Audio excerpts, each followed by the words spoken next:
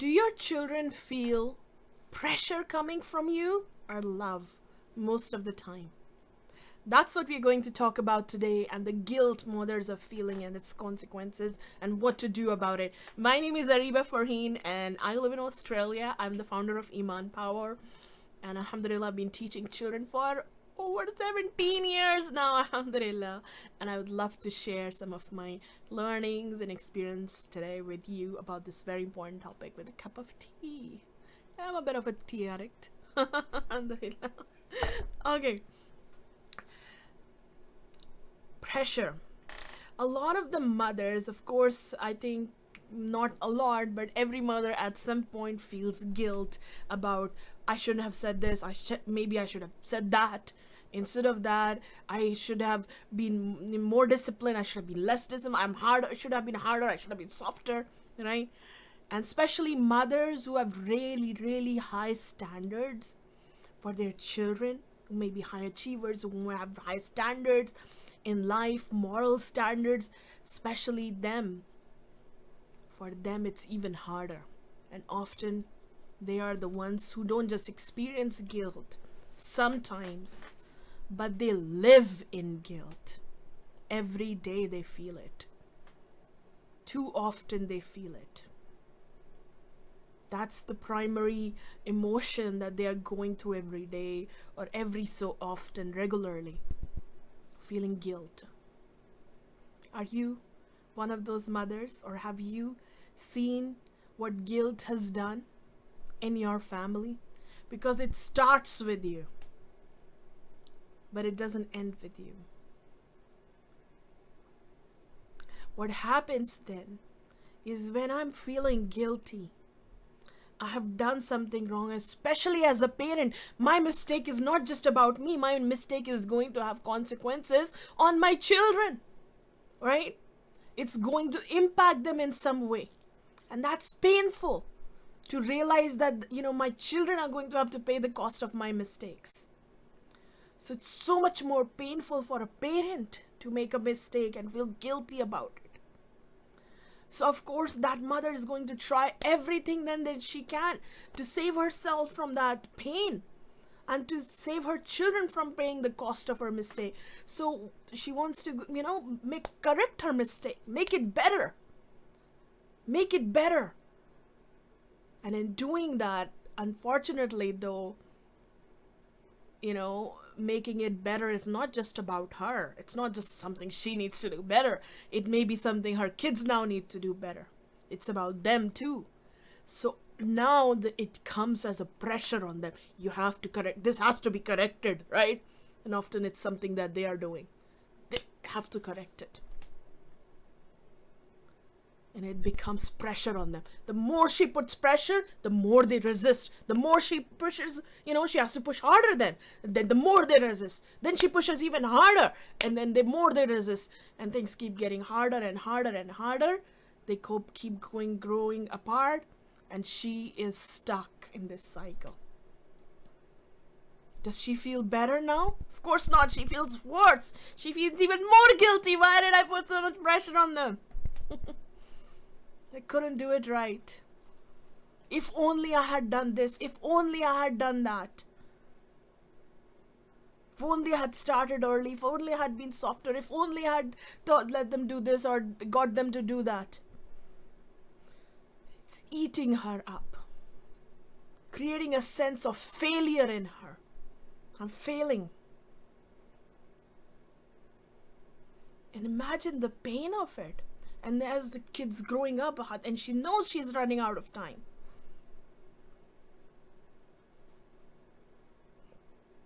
The pressure of it is on her too. And that sense of failure that I'm just, it's just not enough what I have done. My children are not, smart enough in their study, getting good enough grades. They're not doing enough in their deen. They are not doing this enough because I wasn't enough. I wasn't a good enough mother. They are not loved enough. They are not, this enough, that enough. It's just always feeling not enough. Have you ever experienced that? Are you experiencing that? And then what happens as a result of so much pain? There is a fear, sense of fear of that, Obviously, I don't want to take any wrong action now. I have to be a perfect mother. Every action has to be perfect because I know how painful it can be. I know the consequences of it. Taking a wrong action. And so that fear that grows in her heart now paralyzes her. Now she's afraid to take any wrong action. No, I'm just not gonna do anything. It's not like she stops cooking dinner or anything like that. But the brave steps she needs to take, the big steps she needs to take, she's not going to take them anymore. What if this is too hard on them? What if this is too soft on them? What if this pushes them away further? She's too afraid to take big steps now. She's paralyzed by her fear. And then who takes control? The children take control. And things go down the really wrong path now. She's become weak, and her children could take control. And at that age, we're talking about preteen or teenagers. They really don't know, what they're doing, and especially if they've been growing up like that, feeling not loved, feeling just pressure. Then we're not looking at a bright future right now. So how do we break this cycle? It's horrible, it's painful, it's damaging the family. And then what's even worse is the children are going to do the exact same thing. They absorb the thought patterns, the emotional patterns of the parents. So they are also going to deal with life in the same way. They're also going to live in guilt.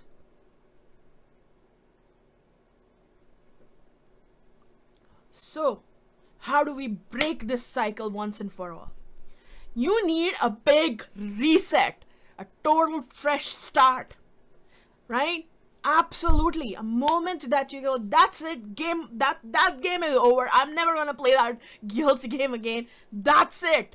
A new fresh start for me. A new moment. Create that moment that you can make that new start. A big moment. That this is it. I am going to live my life not in guilt, but then in what? How will you live this new life? Number one, remember Prophet Muhammad said that we should never say if only. If only I had done this, if only I had done that. Because if only opens the door for shaitan. So stop saying that. Instead, you say that this is the, qadr Allah ma shafa'a. This is the qadr of Allah. And you know that you accept it, right? That Allah does not expect you to be perfect. He did not create you to be a perfect mother. He hasn't given you that capability in your design. You will never be able to become that. Allah never wants you to become perfect. Allah designs you in a way that you are going to make mistakes. Even as a mother, you will make mistakes. That's the design of Allah. That's the qadr of Allah. That's not the biggest problem here. Problem is you living in those mistakes, not leaving them behind. Allah designed angels to be perfect, us to given us the ability to make mistakes so we can learn from those mistakes. Prophet Muhammad said, if human beings were not to make mistakes, Allah would not even have created them. He would create another creation who would make mistakes so He could forgive them. Allah loves to forgive. Trust in the forgiveness of Allah.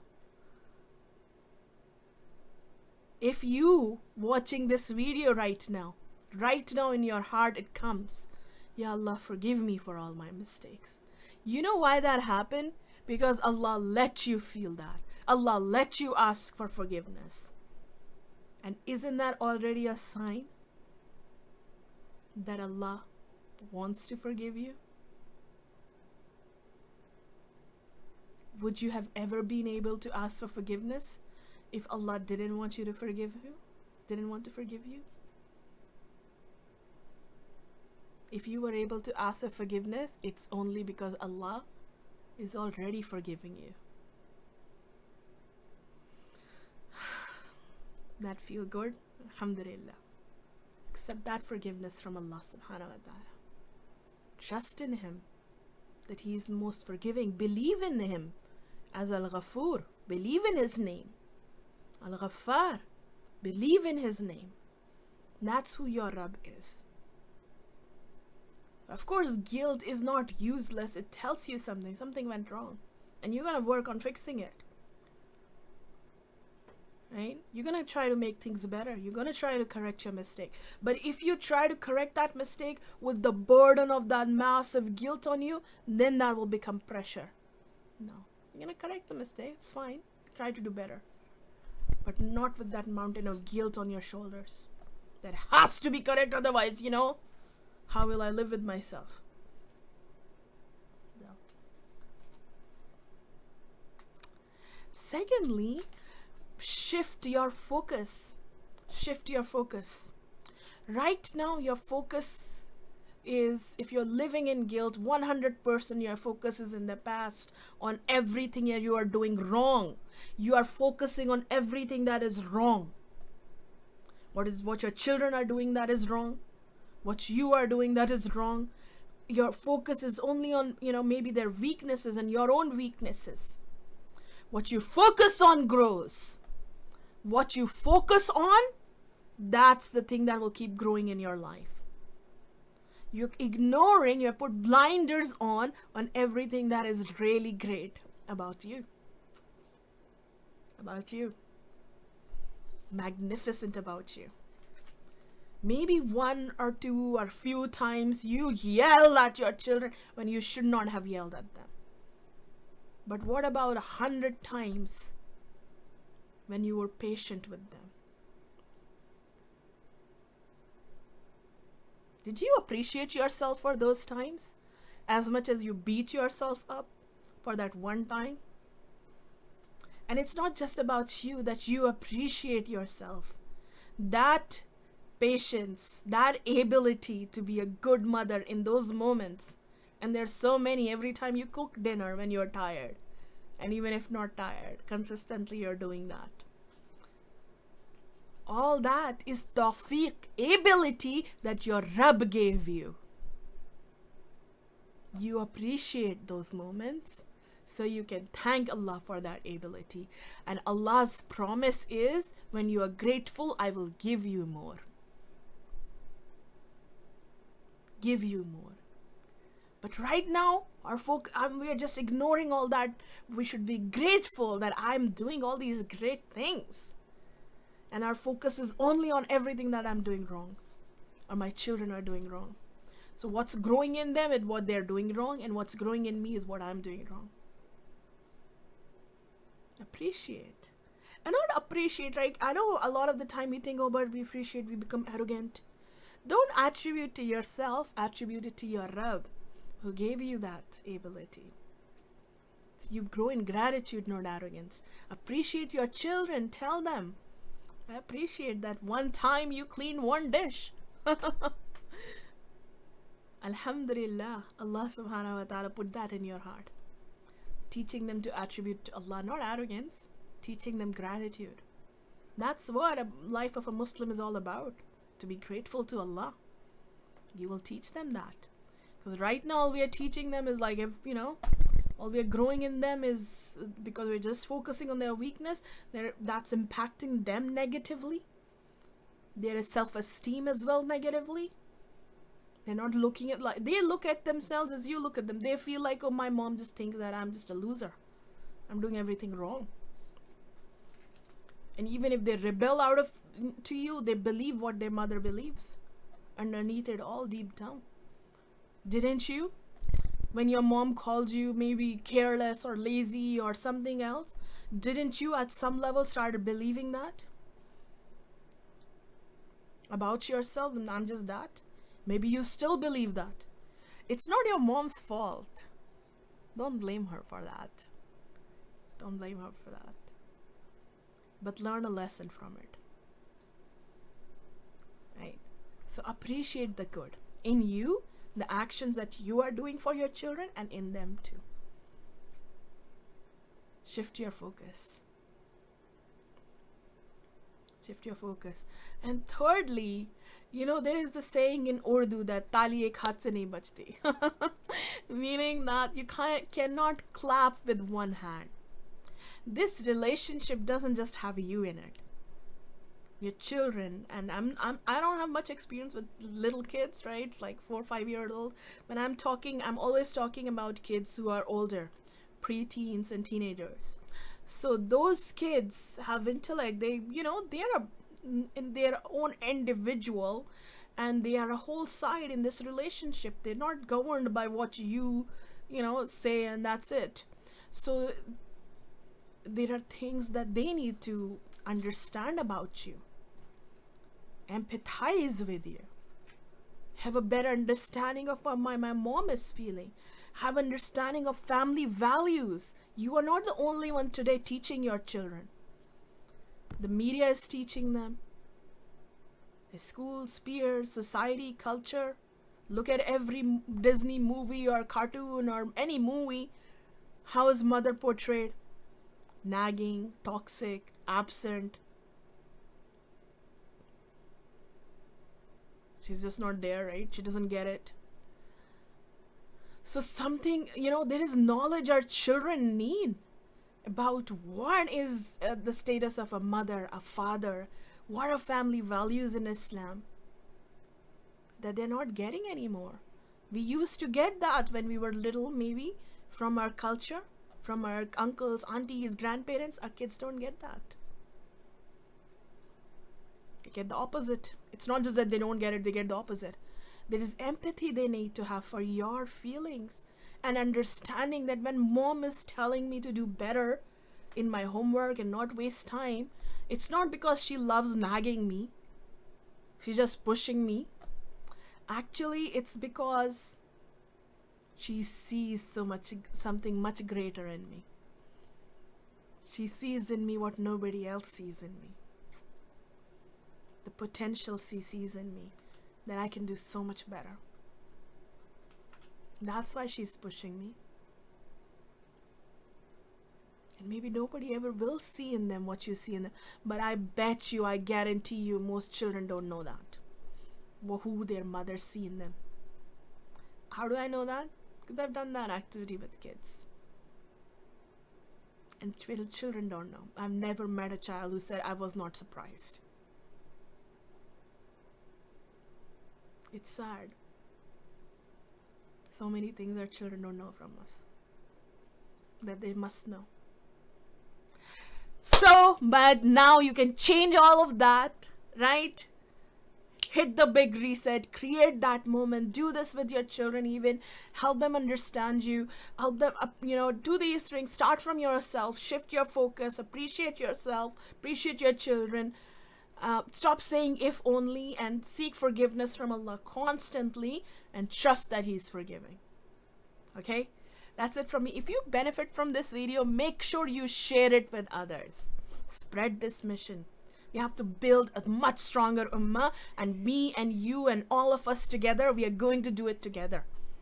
Build a much stronger community of parents and children who are light for the ummah, inshallah. I can't do it alone. You have to help me in that. So make sure you share it with those that you care about, inshallah, on WhatsApp, Facebook, wherever you can. And do reply to me in the comments and let me know if you benefited from it, because that also tells me that, alhamdulillah, I'm on the right track. This stuff is helping. Continue doing it. Okay? Jazakallah khair. I will see you next time. Assalamu alaikum.